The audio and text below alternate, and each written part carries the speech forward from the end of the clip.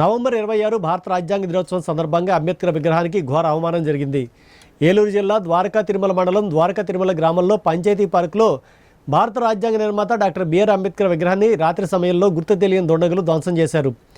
BR Ambedkar విగ్రహం రాజ్యాంగ దినోత్సవం రోజే ఇంత అవమానానికి గురి కావడంపై మాజీ హోంమంత్రి తానేటి వనిత నిరసన వ్యక్తం చేశారు. దోషులను వెంటనే శిక్షించాలని ఆమె కోరారు.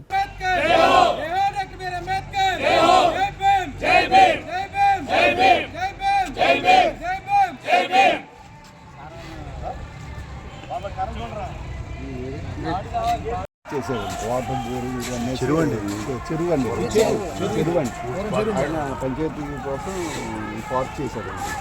పార్క్ చేస్తే మళ్ళీ ధనలక్ష్మి గారు